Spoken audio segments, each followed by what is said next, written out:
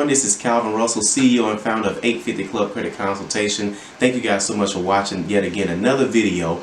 On this video, we're going to talk about how to get approved for a credit limit increase. Okay, now why would you want to get an increase in the first place? You never know if a situation may happen where it could be an emergency. It could be, you stay at a hotel and they want like a major deposit. It could be a lot of different things, or it may be an opportunity you may not want to miss out on for whatever reason.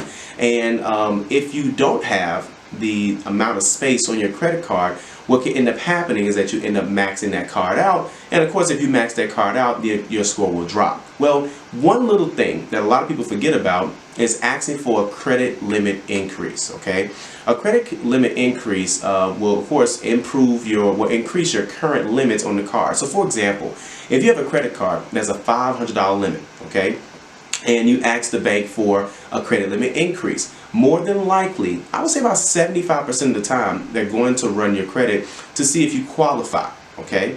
Now, there's also cases where I would say about 25% of banks are now starting to transition to what we call the soft pull. Now, if they do the soft pull, then of course it doesn't affect your score at all. So if some banks are doing that, I can't really say which ones because I don't know myself. I don't know until after my clients do it and then we find out that way. But I would have to say, when in doubt, just prepare that there may be an inquiry or hard pull. It's not the end of the world, though. The whole point of having credit, somebody's going to have to take a look at it, right? So an inquiry you shouldn't worry about inquiries, just so you know.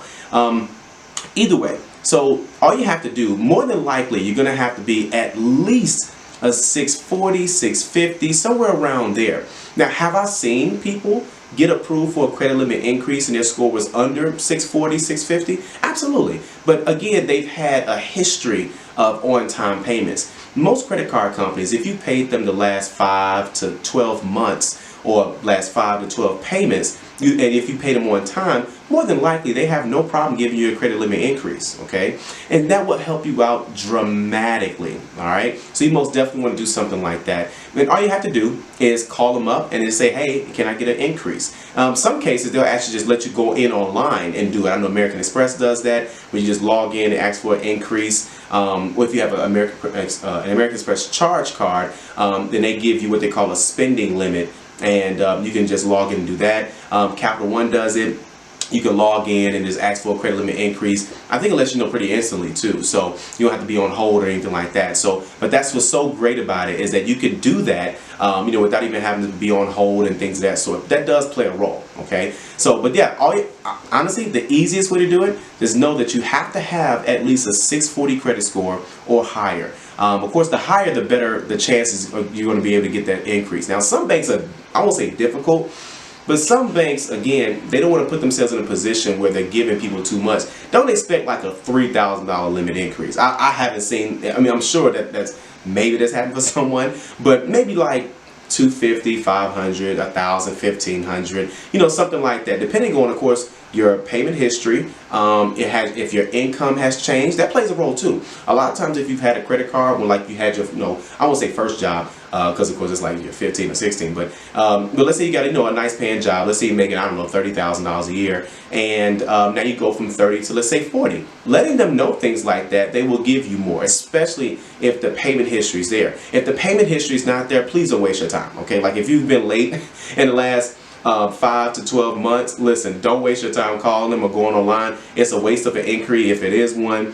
Because again, there's a relationship that you're building with the bank, okay, with the financial lender, the person that's giving you the card itself. And you want to make sure if you're on time, then they're going to reward you for that. Again, later down the line, if an emergency happens, then of course you can swipe your card without maxing it out. That plays a role. For example, if you have a $1,000 limit credit card and an emergency pops up where you got to spend $800, then now you're at 80%. Versus if you have, let's say a $3,000 limit credit card and you swipe that same $800, at least you're under 30% or so. So that kind of gives you like an idea. And it takes time. That's nothing. It takes time to get there. I've seen people with $15,000, $20,000, $30,000 limit credit cards But again, this isn't someone who's just either, if you're new to credit, you're not going to have access to it, okay? Not a limit that high, okay? You're going to have some skin in the game where you actually paid them on time and things of that sort. That does play a role, okay? So hopefully that was helpful. So number one, you want to make sure that your score is up there. The higher the score, the better. I would say 640, 650 or higher. Have the card at least 5 months or 6 months, somewhere around that time, before you start asking for increases, because they don't know you like that. And some companies, they do offer increases, but they want you to pay for it. Those are usually what I call the tier 4, tier 3 credit cards on the lower end, because there's 4 tiers. This is a formula that I've come up with where credit cards fall into 4 tiers. I'll do a video on that a little bit later, the way you guys get an idea. But in short, if you're like, I don't want to say the names of them, but you shouldn't have to pay for a credit limit increase. There's a lot, most major banks, and even tier 3 like Capital One and a few others, they have no problem giving you an increase. They won't charge you for it. You shouldn't have to pay for it. So hopefully that was helpful. If you like the video, like it. If you want to share it, or you know someone that's dealing with this type of situation, make sure you share it. And of course, if you want to stay up to date with all of my updated videos, be sure to subscribe. Thank you guys so much. Have a great day.